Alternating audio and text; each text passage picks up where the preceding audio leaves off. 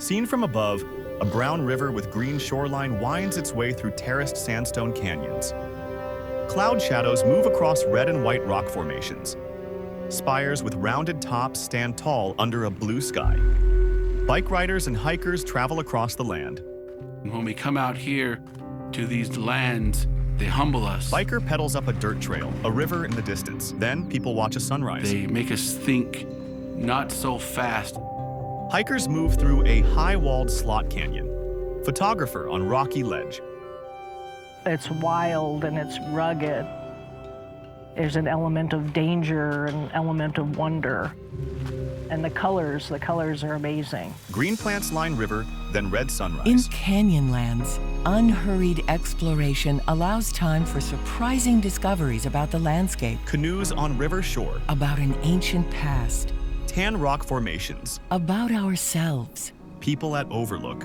Discoveries that become lasting memories. Underside of rock arch, glowing orange from the rising sun.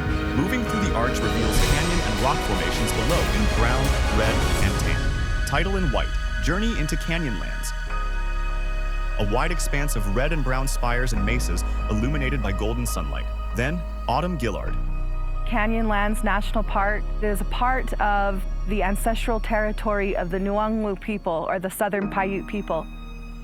We still have connections to the place today as places that we return to make pilgrimages, to say our prayers, and to visit areas that our ancestors once occupied. Stone structure in alcove. Next, Daniel Bullets. A lot of people don't realize that there's many different tribes in this area.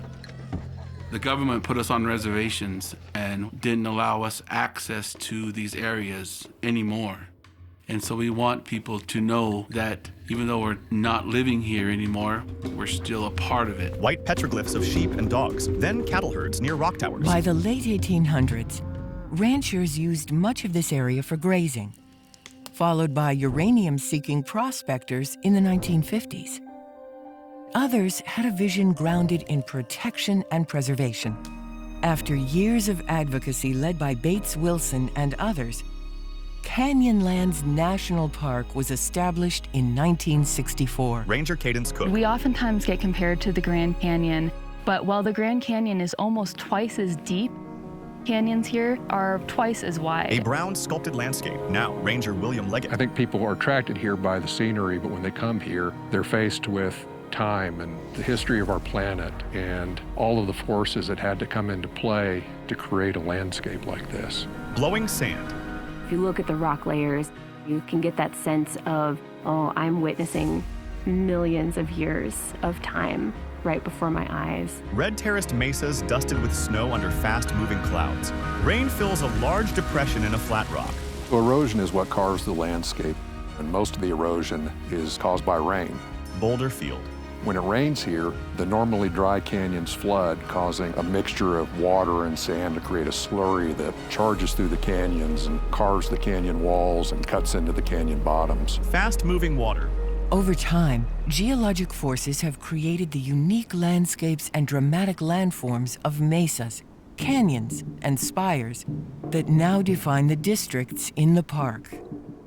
Canyonland covers a great expanse of land. It's about 527 square miles. A map. It is made up of 4 districts: the Island in the Sky, the Needles, the Maze, and the Rivers districts. Visitor center icon appears at northeast edge of map. Now, Ranger Rhodes Smart. Canyonlands is the biggest national park in Utah.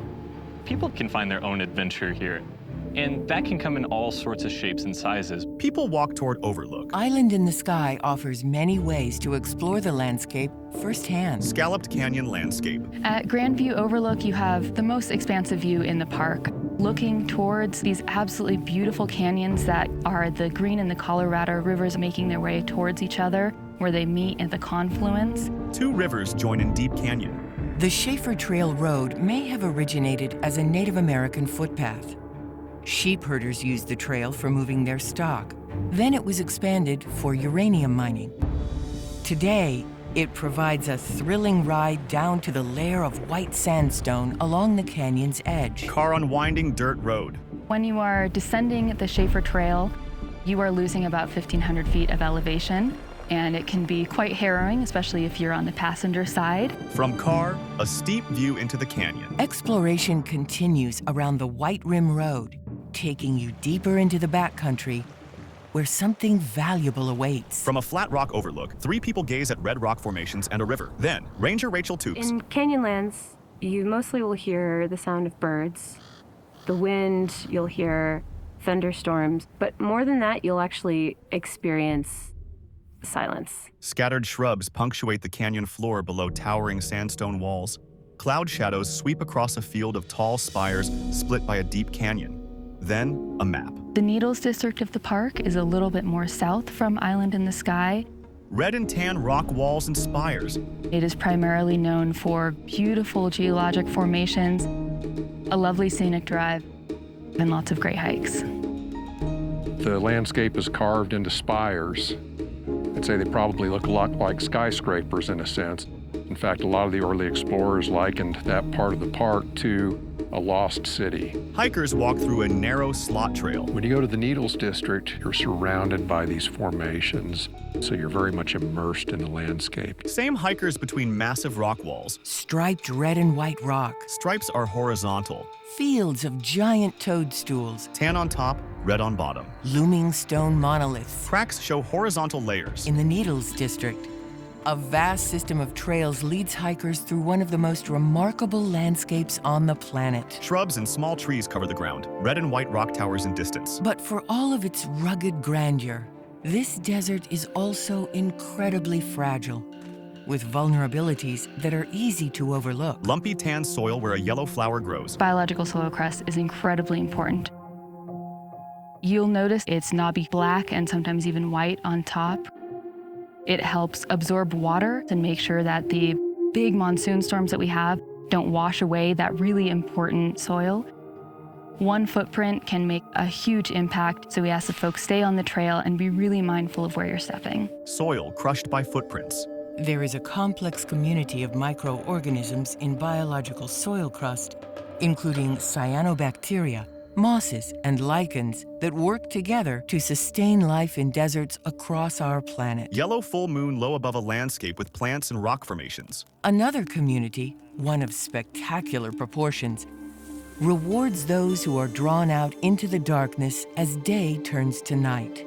Stars, by the thousands. Blue-white clusters of stars. On a moonless night, you can see the Milky Way tracing across the sky. And for that reason, it's a destination for people who are wanting to see the night sky as it was before the advent of electric light. Person holds star chart. I grew up in a city, but even in that environment, my grandma had instilled in me the traditional teachings of Southern Paiute astronomy and our connection to the night sky. Understanding the sky will help us to understand our songs and our ceremonies and our stories. Stars move as Earth rotates. My favorite phrase is to say, "Benikiek Butsiv," look at the stars. Starlit night sky above rock arch. Other connections are more earthly. And in this desert environment, wherever there is water, there will be life. Water trickles over brown rock, then shimmers in a pool and drips from rock wall. Places like Cave Spring are very important because water is one of the most valued treasures within the desert. Springs are to be respected when visiting them. Painted red figures on a white alcove wall. It's like taking a step back in time. It makes me feel humble because I could sense and feel what my ancestors put there. Dark handprints. Evidence of people in this area over time is far-reaching. Map identifies Horseshoe Canyon. The petroglyph and pictograph panels that are located in Canyonlands hold a very special place to the Nuangmu people. The Great Gallery is a panel of painted figures in Horseshoe Canyon that stretches 300 feet across the canyon wall, with many of those figures being upwards of 6-7 feet tall. Painted red figures with wide shoulders. Southern Paiutes call that rock writing. It was like our newspaper. It tells of someone's experience in that area. Painted red, brown, and white figures, some with line details. It's also important to remember that when visiting these types of sites, to visit with respect. Many of these sites are very sacred to many different tribes that have a connection to this beautiful landscape. Green-leafed tree near a tan stone wall. The landscape itself requires respect. especially in places that challenge, where isolation is the norm, and where explorers must know the limits of their own skills and abilities. Hiker descends steep stone stairs. The maze, a labyrinth of stone, solitary, rugged, and wild. A map. The Maze District is the most remote part of the park. The visitors who do venture to the maze need to be very prepared for being self-sufficient and ready for self-rescue as well.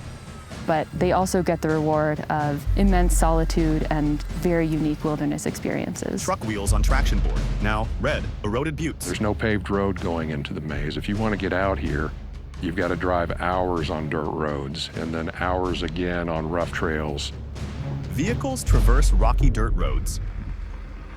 We manage the maze for solitude so that people can come out and experience what it's like to be in the desert alone, to hear that silence, to soak it in, to get that feeling of being completely detached from civilization. Tan and red sandstone curves in sinuous canyons with horizontal layers. Then a river.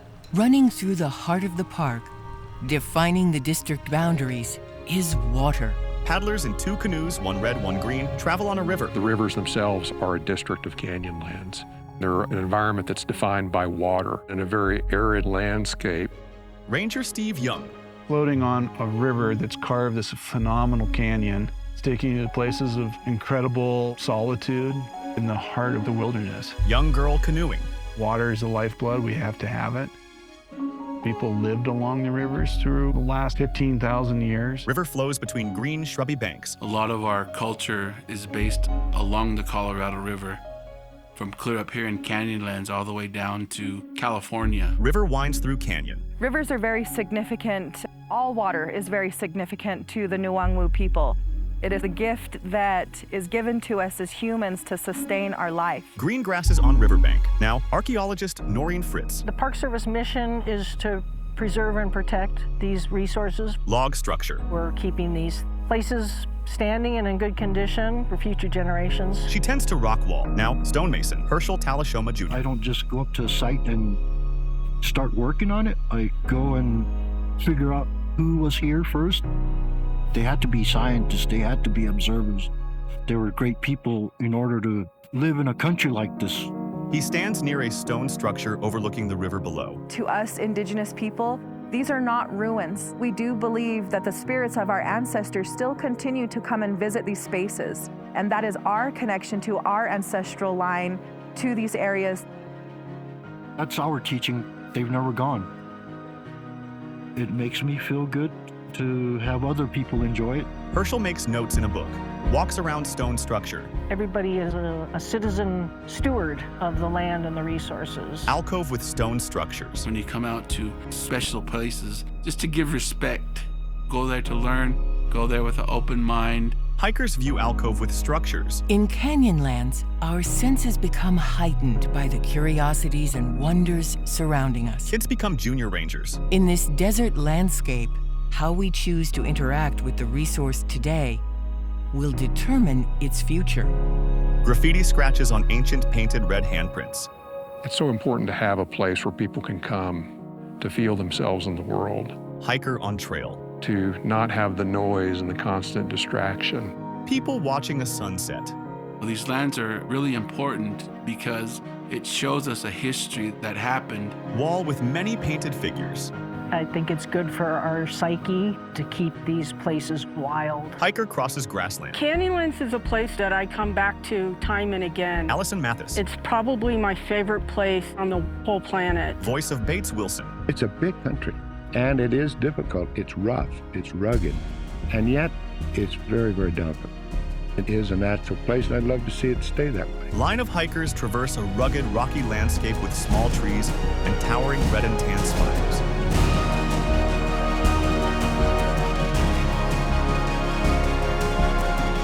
Credits. Produced for the National Park Service by Alphabet Media Group. Director and producer, Christopher Blum. Writers, Robert Goldberg and Ann Tubiolo. Directors of photography, Greg Vanderveld and Maxwell. Executive producers, Amber Codges and Karen Henker. Production manager and associate producer, Evelyn Preciado. Production assistants, Owen Blum and Chris Tull. Featuring Daniel Bullets, Cadence Cook, Noreen Fritz, Autumn Gillard, William Leggett, Rhodes Smart, Herschel Talashoma Jr., Rachel Toops, Steve Young. Park Superintendent Lena Pace, Program Manager Laura Sturtz, Park Archaeologist Laura Martin, Park Archivist PK Briggs.